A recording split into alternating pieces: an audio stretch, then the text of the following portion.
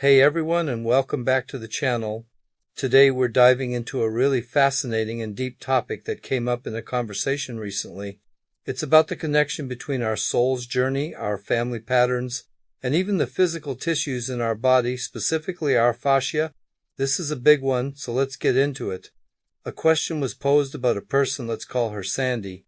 The idea was that Sandy's past life experiences left her soul feeling, for lack of a better word, fractured.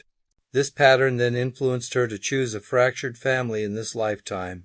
It's like her soul was setting up a mirror to see its own fragmentation, creating a chance to finally work through it. So Sandy was wondering if working on her fascia, that connective tissue that runs through our entire body, was the right approach. Could releasing the tension in her fascia actually heal her soul? This is such an important question because it gets to the heart of how our body, mind, and soul are all intertwined. The short answer is yes.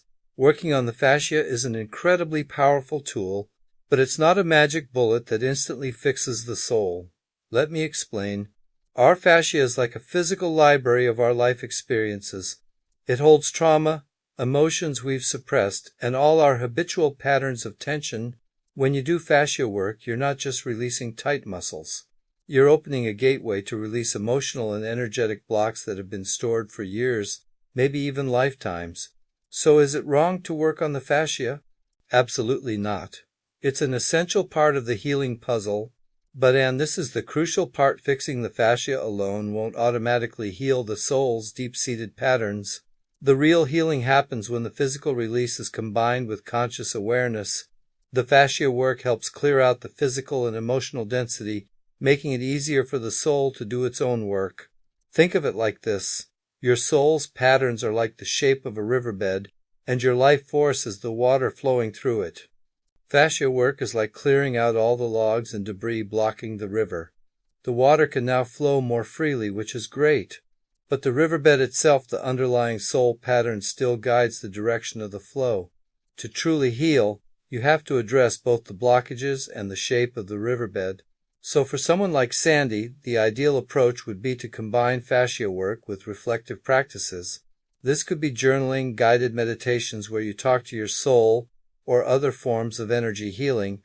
This way, the release happening in the body is mirrored by a conscious integration at the soul level. Now, a really important point came up in this discussion. Sandy's guide felt she shouldn't do this fascia work on her own. Why? Because Sandy tends to be very in her head, living more in her mental body than her physical one, and this intuition is spot on. When someone has a history of trauma or fragmentation, they often learn to dissociate from their body as a survival mechanism.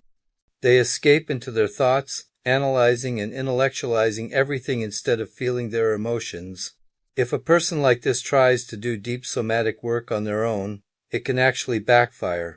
Instead of dropping into their body to feel and release, they might just get stuck in their head, trying to analyze the sensations, which can increase anxiety, trigger old trauma loops, or even make them feel more fragmented.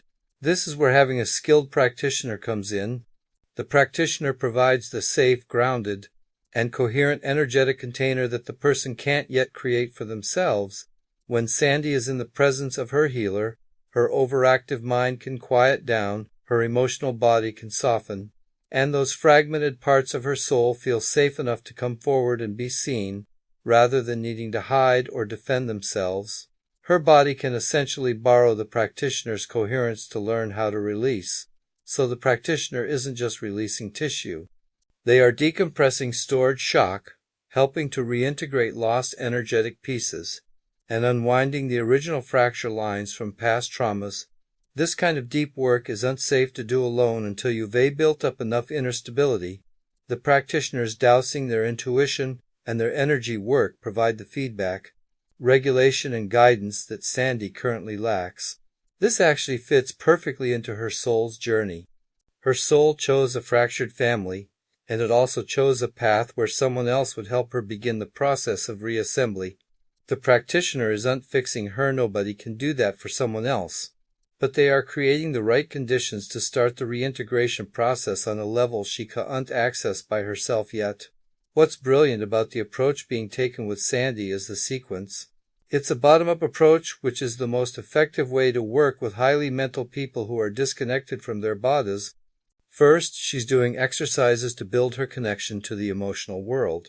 This helps restore her ability to feel. Second, she's done extensive childhood trauma work, which reconnects memories to the felt experience in the body.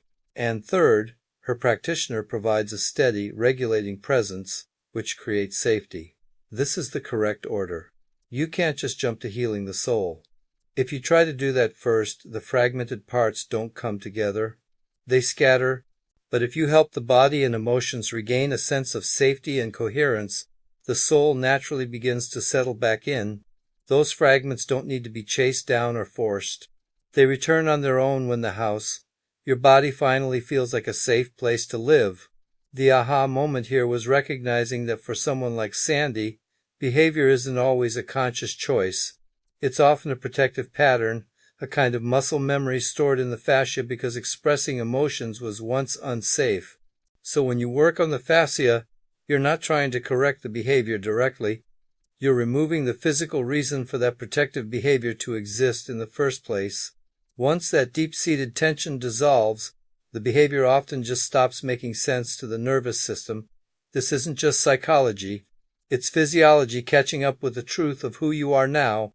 So the sequence is key. Build emotional capacity first. Then work on the fascia to translate those emotions into the body. And finally, the soul fragments will naturally follow. They start to reintegrate quietly, not with a big bang or some mystical vision. How do you know it's working? The real sign of integration isn't some dramatic spiritual experience. It's much more subtle. You'll notice less compulsive explaining, fewer rehearsed stories about the past, and more comfortable pauses in conversation. You'll hear more statements like, "I don't know, but I feel." That's the real marker. That's when you know the fragmented parts are starting to come home. The practitioner isn't repairing Sandy's soul. They are restoring the conditions under which her soul can fully inhabit her body again. They're creating a safe and welcoming home for all parts of her to return to. And for someone with her specific nervous system and history, this is the only way it could truly work. It's a beautiful process of rebuilding from the ground up, honoring the body as the sacred vessel for the soul.